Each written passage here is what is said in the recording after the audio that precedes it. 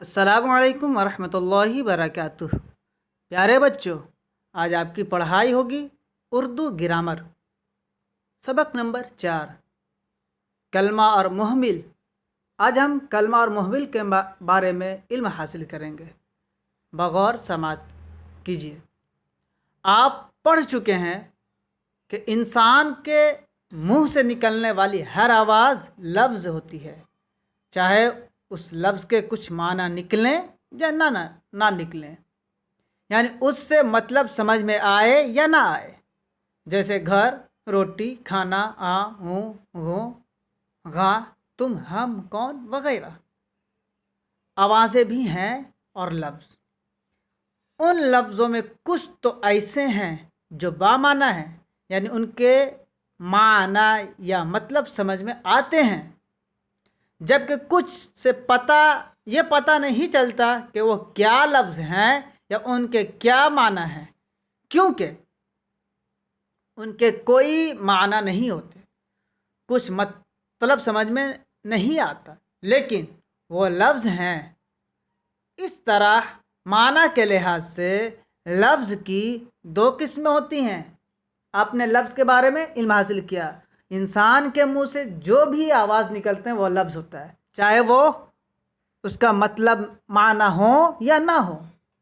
اب لفظ کی دو قسمیں ہوتی ہیں، پہلا کلمہ، دوسرا محمل۔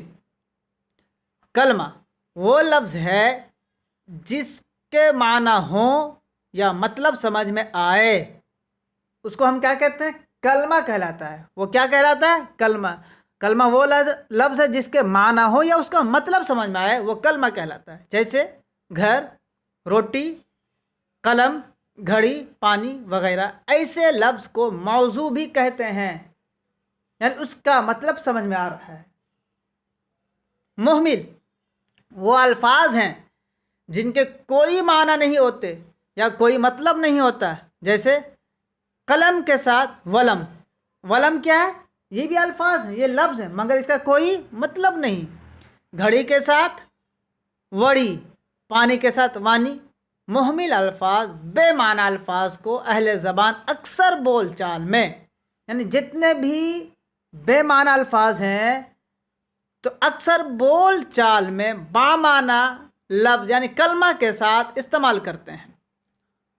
وہ اس طرح کے بہت سے جملے روزمرہ گفتگو میں، یعنی آئے دن کی بات چیت میں استعمال کرتے ہیں، جن میں کلمہ کے ساتھ محمل الفاظ بھی آتے ہیں۔ یعنی کلمہ وہ لفظ جس کا معنی ہے، اس کے ساتھ محمل لفظ جس کا معنی نہیں ہے وہ ساتھ میں بولے جاتے ہیں۔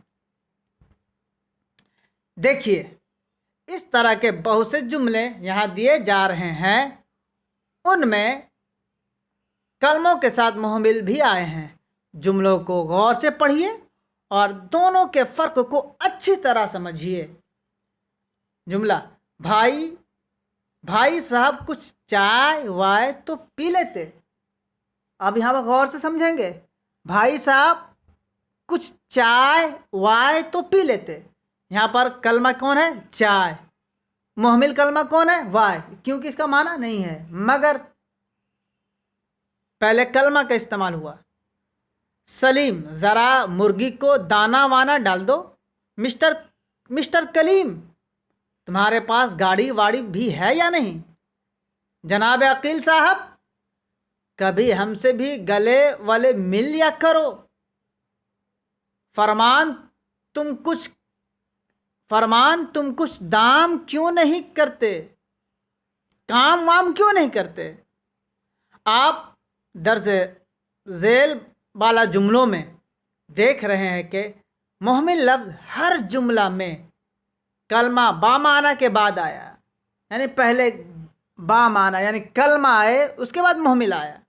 اس سے یہ بات واضح طور پر سمجھ میں آتی ہے کہ محمل لفظ ہمیشہ کلمہ کے بعد ساتھ مل کر آتا ہے۔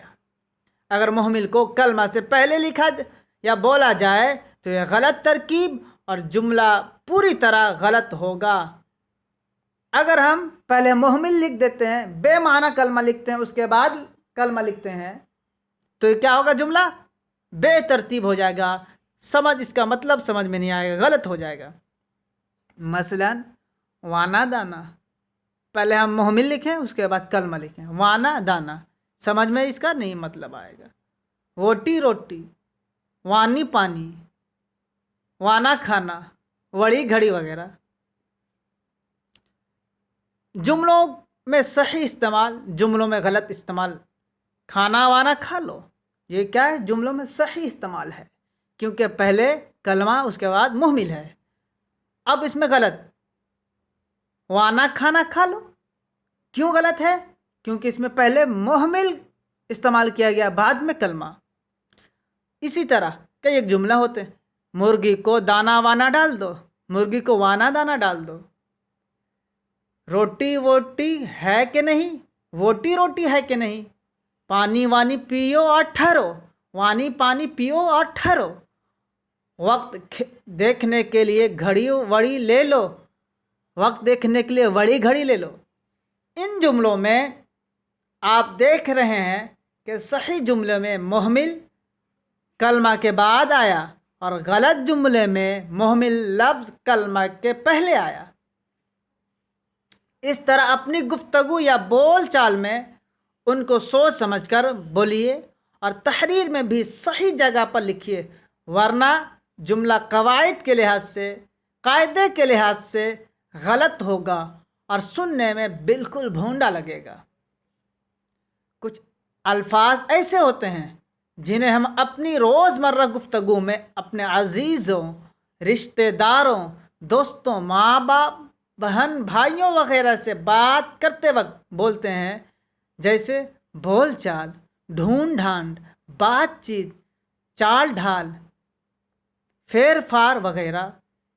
इन सभी मुरक्कबों में पहले कलमा आया और बाद में मुहमिल। अगर इन मुरक्कबों में हम चाल बोल, ढांड ढूंढ, चीत बात, ढाल चाल, फार फेर करें तो कायदे के लिहाज से ये पूरी तरह गलत होंगे और बेमाना हो जाएंगे। इसलिए तलबा को चाहिए कि वो उन मुरक्कबों या कलमे और मुहमिल लफ्ज़ को बोलते वक्त उसी तरतीब से रखें जिस तरह उन्हें अहले ज़बान ने इस्तेमाल किया। प्यारे बच्चों, आपने समझ गया होगा कि कलमा किसे कहते हैं, मुहमिल किसे कहते हैं और इसका इस्तेमाल कैसे करनी चाहिए। आप बगौर इसे पढ़ने की कोशिश करें और अपने रफ़ कॉपी में लिखिए ताकि आपका इमला वगैरह दुरुस्त हो जाए। शुक्रिया, खुदा हाफिज़।